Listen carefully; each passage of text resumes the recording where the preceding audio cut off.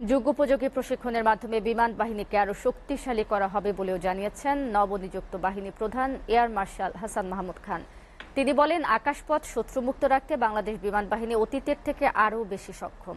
যশোরে বিমান বাহিনীর একাডেমি প্যারেড গ্রাউন্ডে গ্রীষ্মকালীন রাষ্ট্রপতি কুচকাওয়াজ অনুষ্ঠানে এসব কথা বলেন এয়ার মার্শাল হাসান মাহমুদ খান।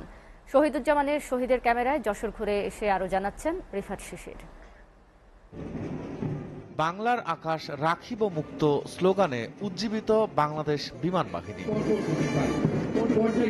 বাংলাদেশ বিমান বাহিনীর ৮৪তম বাফা কোর্স ও ডিরেক্ট এন্ট্রি ২০২৪-এর কমিশন প্রাপ্তি উপলক্ষে রাষ্ট্রপতি কুচকাওয়াজ অনুষ্ঠিত হয় যশোরের বিমান বাহিনী একাডেমি প্যারেড গ্রাউন্ডে।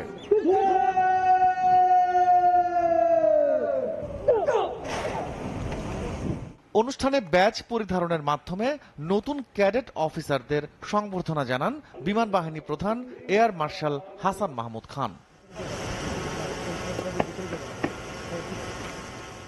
এ সময় প্যারেড গ্রাউন্ডের নীল আকাশে প্রশিক্ষণ বিমানের মাধ্যমে নান্দনিক নৈপুণ্য প্রদর্শন করেন বাহিনীর কর্মকর্তারা।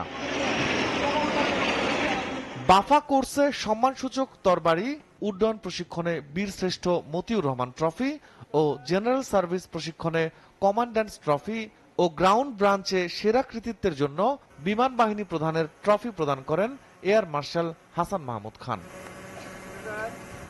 দীর্ঘ প্রশিক্ষণ ও অক্লান্ত পরিশ্রমের পর এমন অর্জনে অব্যক্ত অনুভূতির কথা জানান কমিশন প্রাপ্তরা। দিন রাত অক্লান্ত পরিশ্রমের মাধ্যমে আমাদেরকে একজন যোগ্য কর্মকর্তা হিসেবে ভিত্তি তৈরি করেছেন, তাদের প্রতি আমি কৃতজ্ঞতা জানাই। আমার বাবা একজন সামরিক কর্মকর্তা ছিলেন, আমার খুব ইচ্ছা ছিল তাকে যাতে আমি গর্বিত বোধ করাতে পারি।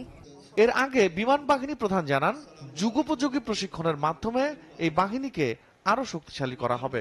বর্তমানে বিমান বাহিনী আধুনিক প্রশিক্ষণ প্রযুক্তি ও সরঞ্জামাদির সমন্বয় সক্ষমতা ও অবস্থানগত দিক থেকে অতীতের তুলনায় অনেক বেশি উন্নত ও অগ্রসর। সম্প্রতি বিমান বাহিনীর সদস্যগণ প্রথমবারের মতো বাংলাদেশের মাটিতেই নিজেরাই প্রশিক্ষণ বিমান তৈরি করতে সক্ষম হয়েছে। দেশের আকাশসীমার উপর আগত যে কোনো হুমকি বা আক্রমণের মোকাবেলা করতে বাংলাদেশ বিমান বাহিনী পরিপূর্ণ সক্ষমতা নিয়ে সর্বদা প্রস্তুত রয়েছে। শৃঙ্খলা ও নৈতিক গুণাবলীর মাধ্যমে নতুন কমিশন প্রাপ্তদের কাজ করে যাওয়ার নির্দেশনা দেন তিনি। আমি বিশ্বাস করি তোমাদের সততা, নৈতিকতা, কঠোর পরিশ্রম ও উন্নত পেশাদারিত্বের মাধ্যমে তোমরা নিজেদেরকে যোগ্য ও দক্ষ কর্মকর্তা হিসেবে গড়ে তুলতে সক্ষম হবে ইনশাআল্লাহ। রিফাত শিশির, SA টিভি, ঢাকা।